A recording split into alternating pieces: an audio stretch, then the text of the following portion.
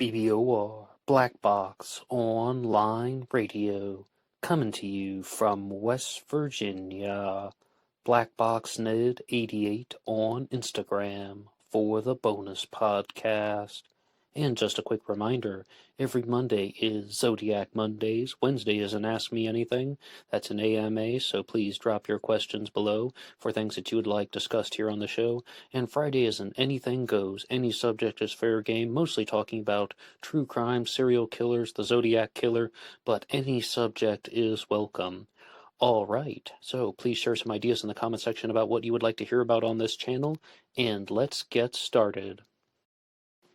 Okay, everybody, it is Friday, and Anything Goes Friday. Welcome to the show.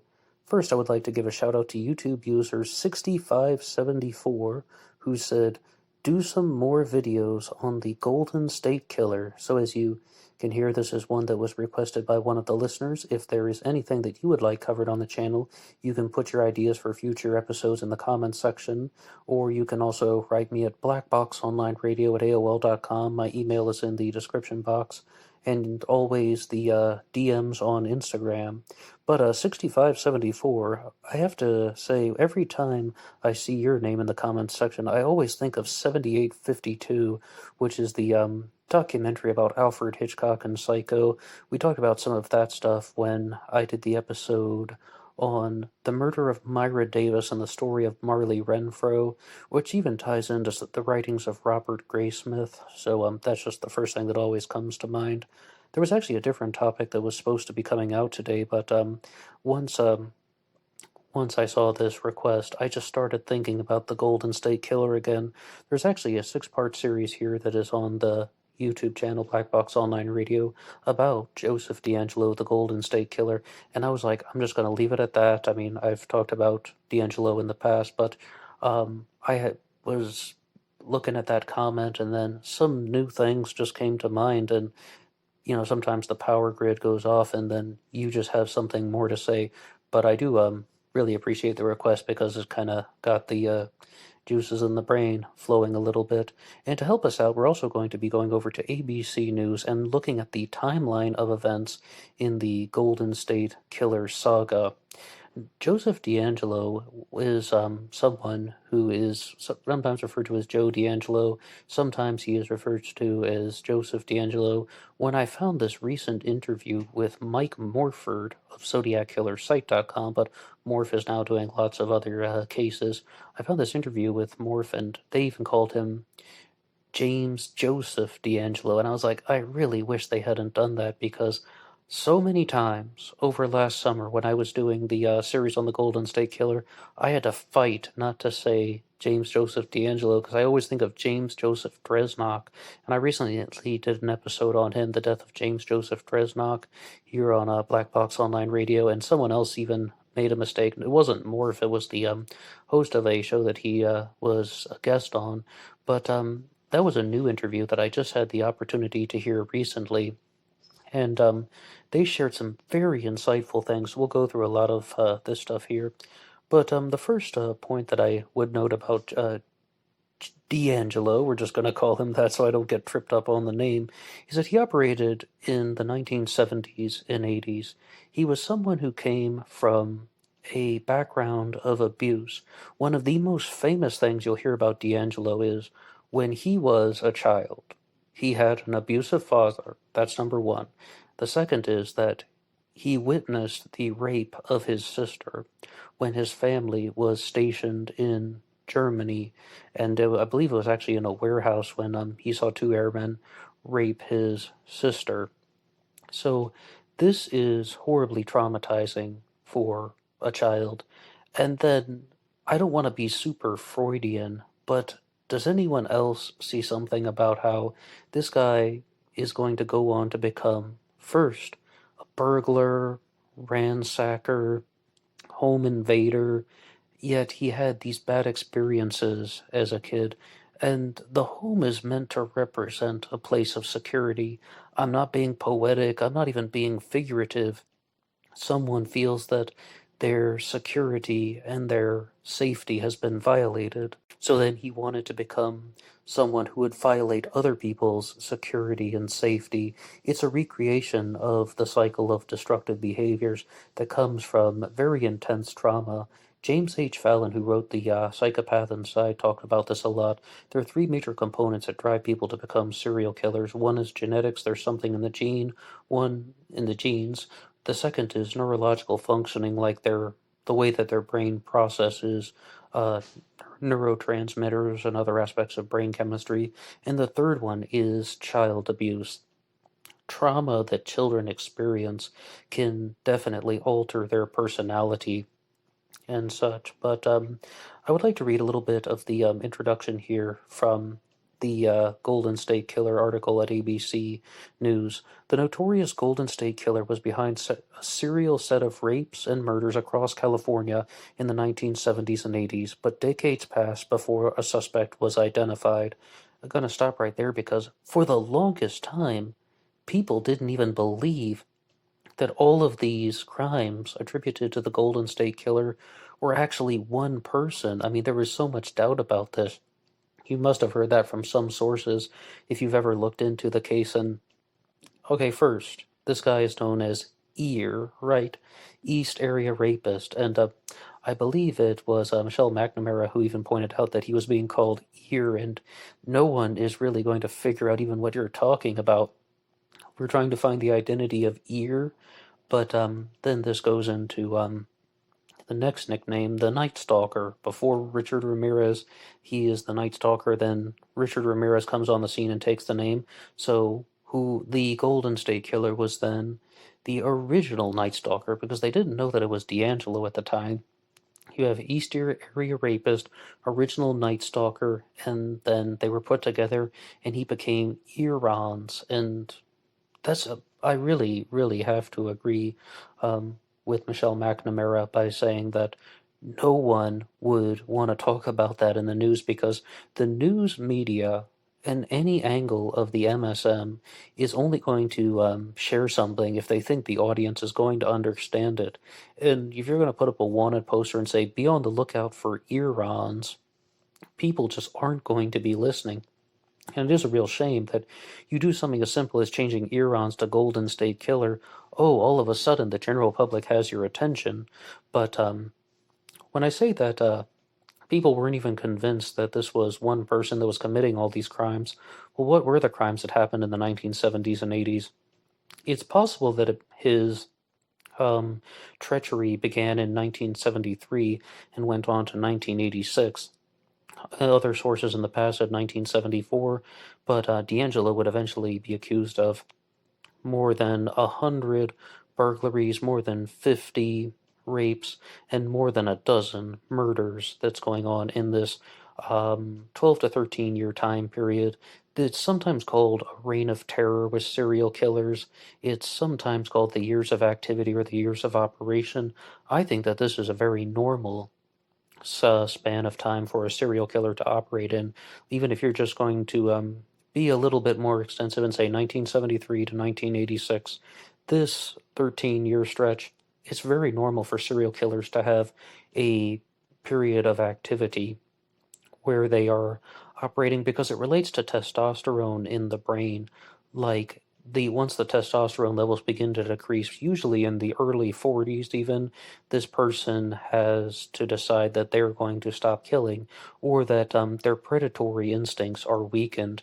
And one of the things that I think I heard on the I'll Be Gone in the Dark podcast version, I'll Be Gone in the Dark, of course, the book, HBO series. It's also a podcast that there was available on YouTube for free. I mean, that's where I got it, and I think it was there that they put forward the possibility that a serial killer is going to keep killing until the predatory instincts say, if you keep doing this, you're going to get caught. You're not strong anymore. You're not powerful anymore. Your victims are going to overpower you. Other authority figures are going to catch up to you. If you keep doing this, you're going to get caught. That's kind of what someone is telling themselves. So being clear about that, like no voice is actually talking in their head. But I just wanted to be 100% clear. But going back to the article, in 2018, Joseph D'Angelo was arrested. The The 74-year-old former police officer pled guilty to 13 counts of first-degree murder, and in August of 2020, he was confronted by his victims and family members in court. And going on to the timeline, from 1973 to 76, D'Angelo was a police officer in Exeter, California. And on September 11th of 1975, D'Angelo was serving as a police officer, and he shot and killed Professor Claude Snelling in front of his daughter at his Visalia, California home, according to prosecutors. With D'Angelo, a point that was brought forward by Mike Morford was that this was someone who was chasing excitement. And excitement not in the sense of, hey, let's celebrate. Excitement in terms of dopamine surges in the brain. And he's a burglar. He's a ransacker. He's violating other people's space, the same way that he perhaps felt that his childhood was violated because of not only witnessing the rape of his sister, but also harsh treatment from his father. And I think there's a very specific reason for that. I really think that it's both of these elements combined.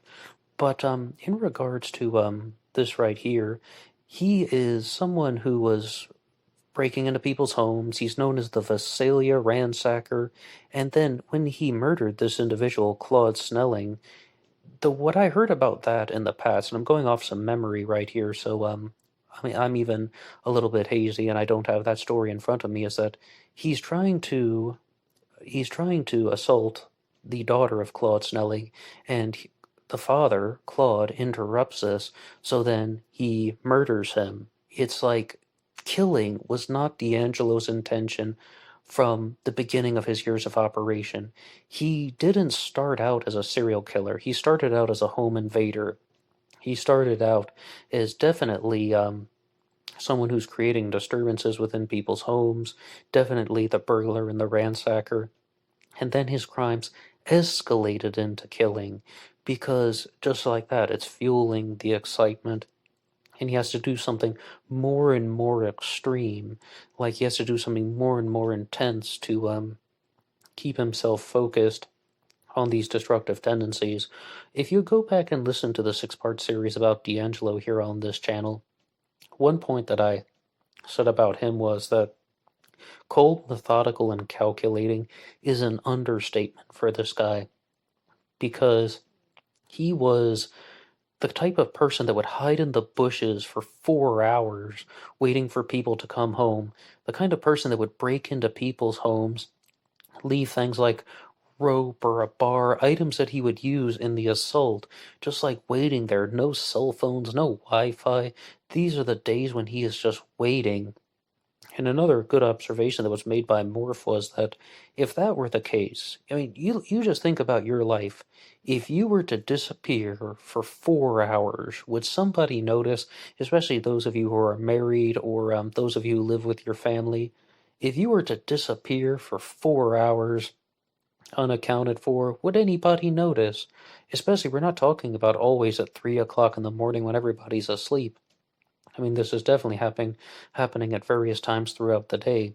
That means that almost certainly someone was aware that he was disappearing. And there's actually a line on the Stones Unturned podcast, which is hosted by Thomas Henry Horan, where he said, "There's no way D'Angelo committed all these crimes, 100 plus burglaries, maybe even 120 burglaries, 50 rapes, and 13 murders without assistance." And at first I thought, okay, this is going to turn into some giant super conspiracy.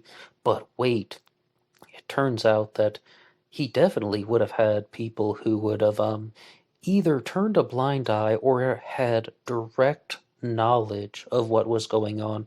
Because I was always so focused on Joe D'Angelo's psychology, in the sense that what kind of person would wait in the bushes for 4 hours waiting for somebody to come home, or breaking into somebody's house, slipping in through the window and hiding in there until his victim would arrive. I was always like, what kind of person would do that?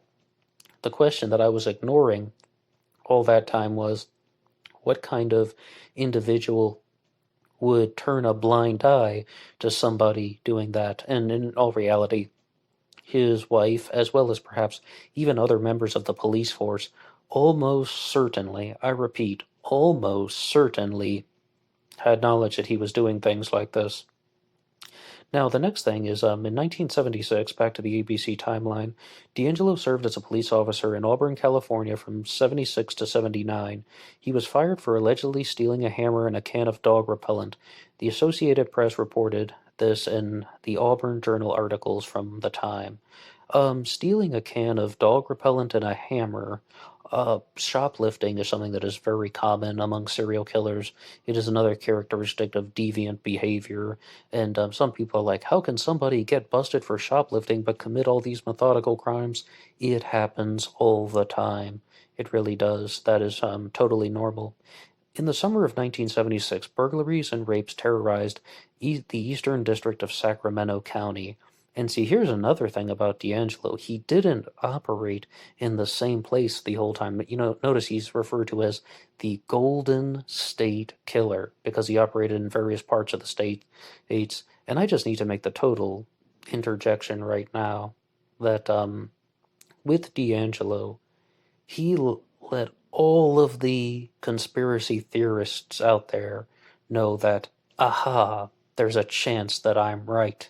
Because, as I said, people aren't believing that it's one guy committing 120 burglaries and all of these rapes and murders. They're like, there's no possible way that it could be one person. It's almost like you're watching the movie The Boondock Saints and some guy saying, maybe it was one guy with 6 guns that did all the shots.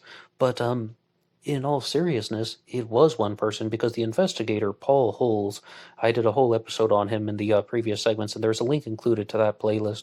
He said not only that they have the evidence to convict D'Angelo, they have DNA, they have all kinds of physical evidence that would connect him to the crime scenes, and they are very confident that he was the perpetrator behind this. They also did not believe that he fit the bill.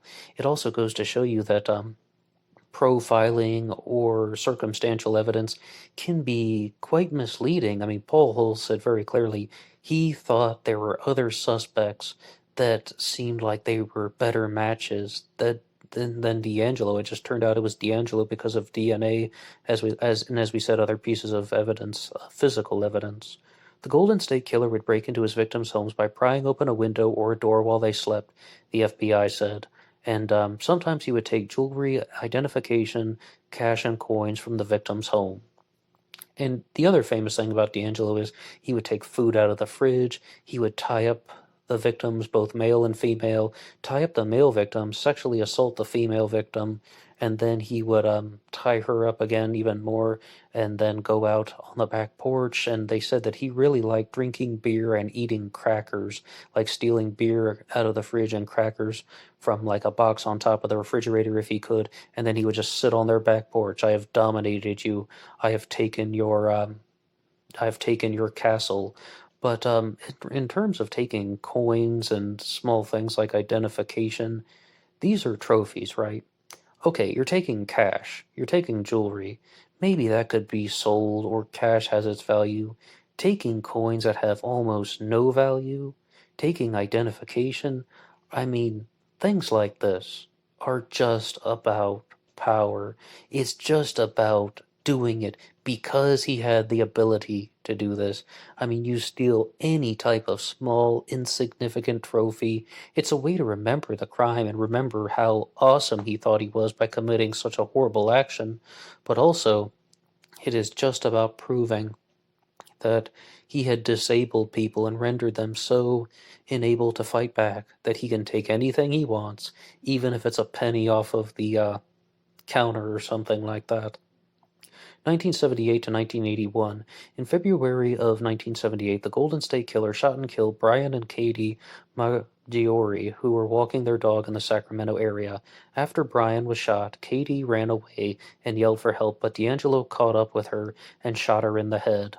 Okay, something to say about this is that, once again, doesn't it appear that D'Angelo's crimes are done in a way that is purely practical, not so much about like only going to target female victims, only going to target male victims.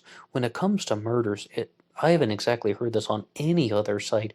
My own observation is that it's almost like he killed out of practicality so that he could continue his burglaries and his ransacking and his home invasions, and that if the situation was getting out of control, then he was prepared to use lethal force.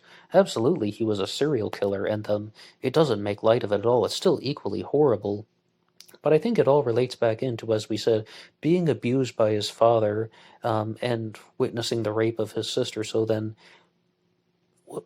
I guess I'll say it anyway. I was going to hold back from saying this one thing, but when I was talking about Freudian psychology earlier, I mean, it's very difficult to think about it in this way, but when you look at tragedies in your life, when anyone looks at tragedies in their life, they will often find that there's a lot of feeling directed toward their parents, even though they aren't there.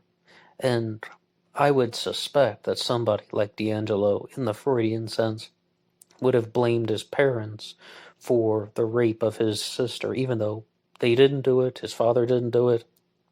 But it's like, why were we in this situation? Why weren't you keeping us safe? That's number one. Receiving harsh treatment from his father. That's number two. So there is this desire to inflict pure terror on other people because that's what he felt as a child. And I learned about a lot of this type of thinking from Dr. Julie Armstrong. I just wanted to say where it's coming from. But that is something that I really think about D'Angelo, that it was probably really directed at his parents and particularly his father, but his mother as well, because why were the children in a situation in which a tragedy like that could happen? I mean, that stuff is all theoretical, and Freudian psychology is borderline it's borderline just talking in circles. But I just wanted to throw it out there. All right, on to the next one here. The burglaries continued in the East Bay area of North California and then escalated into rapes and murders, as we said, fueling excitement. The Golden State Killer would often attack couples, tie up both victims, rape the female, and then murder them. And one of the trademarks of the Golden State Killer was he would do something, for example, such as after the male victim was tied up, he would double check the restraints, do something like put a set of dishes on his back, like maybe two plates or something, and then drag the female to a little bit of like put a little bit of distance in between them, and he would say, "If I hear one of these plates fall, then I'll kill you both." And it was one of his control mechanisms. Once again, trying to bring terror to the home. Because that's what he felt as a child. And please do not feel sympathetic for D'Angelo at all. He was a horrible person, and it's exactly what you have to say. That one line that we frequently bring up on this channel was something that I heard in the movie The Gray Man, which talked about the serial killer Albert Fish, where the actor playing the son of Albert Fish in the film says, at a certain point, you have to stop looking at what happened to somebody and look at who they are. You have to stop looking at what happened to them and look at who they are, because abuse is never a justification for committing heinous acts like rape and murder and even burglaries and ransacking. Like, the reason why is something that I learned from the book Life Code, or, I mean, they put it into this phrasing. The person who's doing these destructive actions, like D'Angelo, had conscious choice. All of us do. We have conscious choice in our lives. So when someone has come from a very brutal childhood and a very rough upbringing, and then they try to turn around and say that, oh, well, this justifies the wrongdoings that I'm doing to other people, like rape and murder and stealing. No, because they have the conscious choice not to commit these illegal, immoral, and horribly destructive actions. So just being very clear about that. But some composite sketches were compiled of Joseph D'Angelo, and you've been seeing them go around. And I think that this also goes to show you that composite sketches cannot be always be perfect. If you were to look at two of them, it really, really appears that they are not the same. I think both of them have some features of Joseph D'Angelo, but they look like completely different people. Eyewitness descriptions and talking to a forensic artist are not always going to provide the best results. And going on in the timeline, Lyman and Charlene Smith were murdered in their Ventura home in 1980. Charlene Smith was bound, raped, prosecutors said. The couple was later found dead by Lyman Smith's 12-year-old son. In August of 1980, Keith and Patrice Harrington were slain in their home in Dana Point, Southern California. February 5th, 1981, 28-year-old Manuela Wittoon was bound, raped, and bludgeoned to death while home alone in Irvine, California. Another trademark about serial killers is many of them have a preferred method of execution. They have a preferred method of murder. With a lot of them, it's blunt force trauma, because blunt force trauma or even strangulation really puts the perpetrator against the victim. They're feeling every single action that they are doing to the person, whereas with gunshots, they are almost always committed from a distance. Of course, sometimes they're right up close, point blank range, right? But many times, like the crimes that D'Angelo would have been committing, they were committed from a little bit of a distance, as we said, interruptions, or he's killing out of necessity. Here, I'm about to completely throw this method of execution thing out the window, because all the time you will find serial killers changing their method. They're using different types of weapons. They're doing things that are practical. They're deviating from their patterns. Serial killers seem to be less and less pattern oriented the more we learn about them. And in 1981, Sherry Domingo and Gregory Sanchez were killed in Goleta. Sanchez was shot and then beaten to death, bludgeoned in the head 24 times. Another great example. He is shot and bludgeoned. D'Angelo did not have a single method. D'Angelo then bound Domingo, raped her, beat her in the head more than 10 times. Disgusting. No crimes were attributed to the Golden State Killer from July 1981 until May of 1986. Okay, this is what is often referred to as a cooling off period.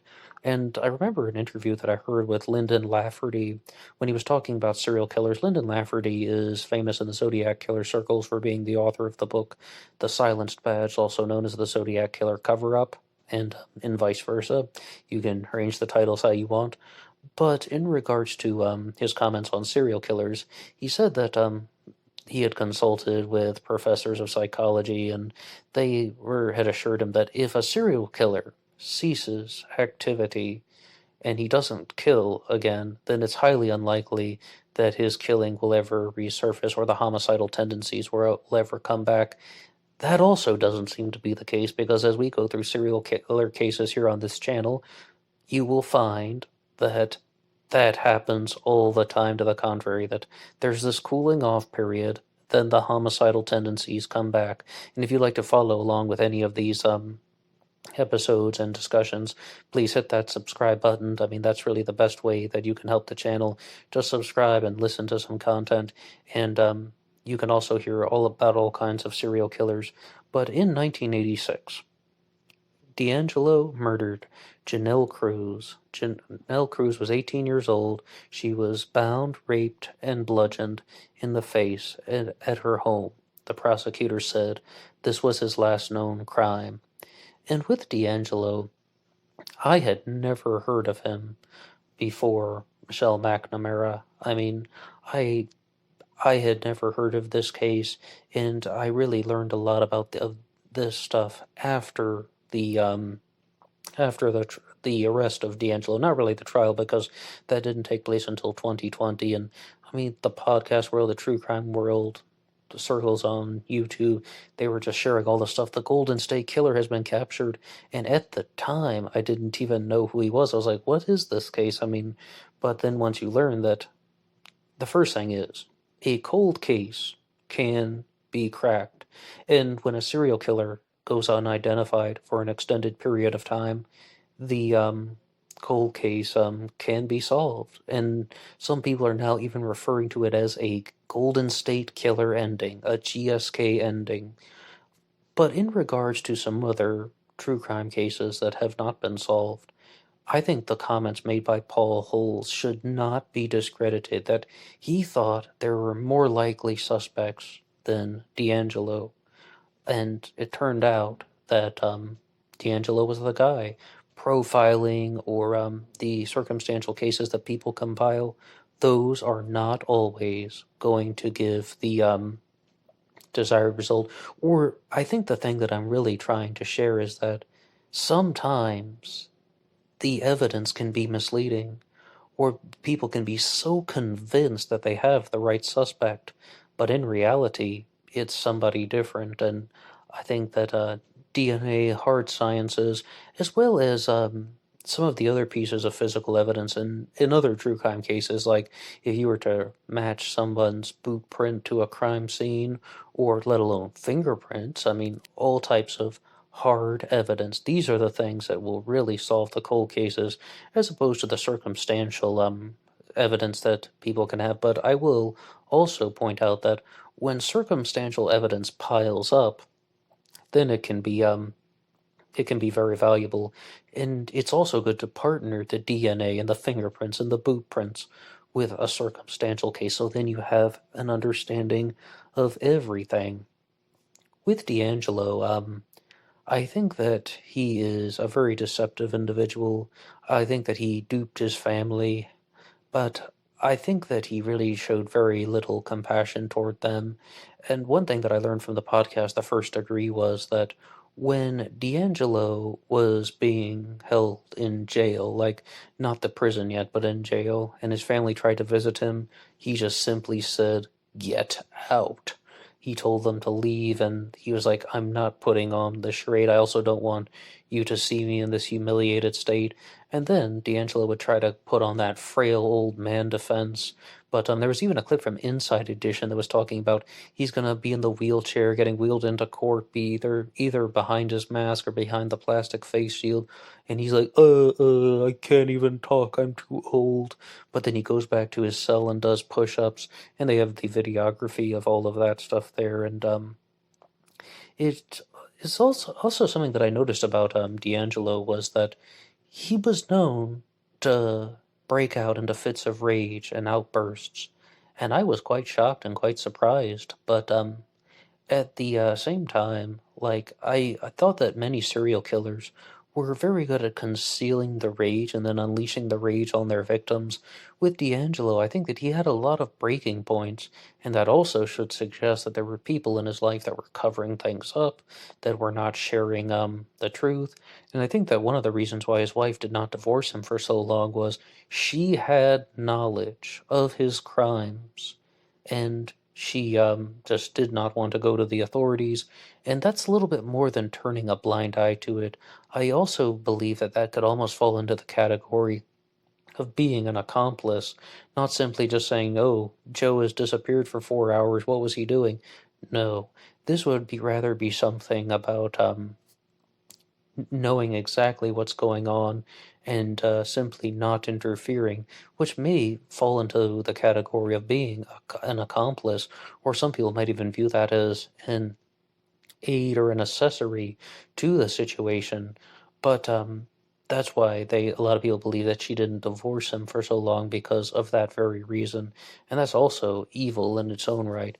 So I would just like to share one more thing that I learned from Morph in the interview that he did about the Golden State Killer, and that was that it's possible that D'Angelo was abusing his badge as a police officer in a negative way, in the sense that not only was he a member of an anti-burglary task force, and he's learning all of these ways that you're supposed to stop home invaders, or these are the ways that home invaders get into people's houses. This is how you break into somebody's home, and you need to stop this.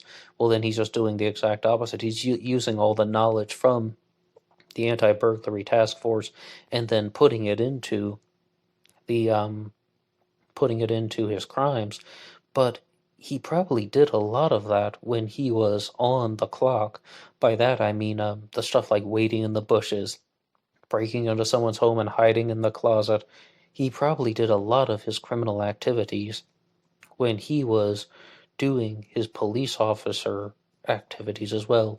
Like when he was on the job, he probably disappeared for a little bit to commit these criminal activities. That was just a theory that was put forward by Morph.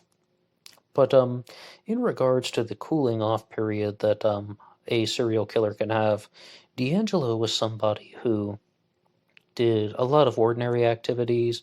He liked to cook roasts in the oven. He liked to ride his motorcycle. He liked boating. So he had almost put this behind him, other than the sense that I think that he always had this glib and superficial facade that he would put out to his family members, and that he definitely was a sociopath, and he concealed it. But in regards to the way in which he acted throughout his daily life, I don't think he would have killed again after 1986 unless there's something that happened in the late 90s that may have resurfaced again. Like if someone is in a difficult situation, I spoke too soon. There are alleged things that D'Angelo could have done in the 90s, but that's another huge issue with the Golden State Killer. Not all rape victims come forward, and he is accused of over 50 rapes. But did he commit additional crimes that simply went overlooked, or that the victims did not speak out? They decided that they wanted to keep things private. We don't know how many crimes he committed, but Joseph D'Angelo is someone who is very much all over the map. He operated in different places. He had different names. The Visalia Ransacker, the East Area Rapist, the original Night Stalker, the Golden State Killer. He committed an enormous amount of crimes. He used different methods to execute his victims. He took different types of trophies. Think about what we said about coins. It's not like he only stole pennies or something from everybody's house and then he would be known as the penny killer.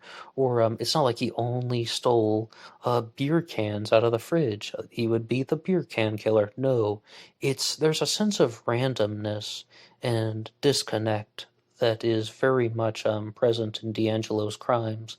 And I think that is also significant of just chaos. It's a very chaotic element of it all. It's definitely not super focused. Oh, he was cold, he was methodical, and he was calculating, but it's not done in a pure, orderly fashion. There is a very big chaotic side to D'Angelo, and a lot of this could stem from those tragic experiences that he had as a kid. In short, he is trying to definitely violate other people's secure and safe spaces and inflict terror upon them because he thought that's what was done to him as a kid. But it's not done in a super orderly fashion because it's about the terror, it's about the chaos, it's about the misery that he can bring to the victim, and then thinking that he is in the superior state. Well, okay, I now have hurt you seriously. Now I'm gonna sit on your back porch and drink beer and eat crackers, and then I'll just leave the beer cans behind because DNA is not really a thing in 1978. So these elements are just all coming together, and D'Angelo was a recipe for disaster. I would also like to remind you guys that I've included a link to the playlist on the Golden State Killer if you would like to hear a different set of responses to this, or just some extended material, as well as really getting into the stuff from Paul Holes. And as I was also going through the interview with Morph and reading up on the Golden State Killer, I was reminded of something that was actually a good time, and that was following along with the I'll Be Gone in the Dark podcast. And I have to give great credit to Michelle McNamara for everything that she did for this case. And I mean, last summer, just pouring a glass of iced tea, sitting right by the air conditioner and listening to the I'll Be Gone in the Dark podcast, listening to other people talk about McNamara and the book reviews, and listening to how people were sharing their stories of her. That I would want. I want to give praise to her, not to D'Angelo. One book reviewer said, though, that All Be Gone in the Dark, the book, could be on the shelf with Truman Capote and In Cold Blood, the non-fiction novel, but the only reason why it wouldn't be is because the author passed away before the trial before she could write the ending. And I was like, oh my gosh, that's powerful. But what do you have to say about anything about the Golden State Killer, about D'Angelo? And I would like to invite you to listen to the more detailed 6-part series. That playlist will be included here, and you can visit that one. And you can always write the show at BlackBoxOnlineRadio at AOL.com, Instagram, BlackBoxNet88 for the bonus podcast, and I'll see you over there. Until next time.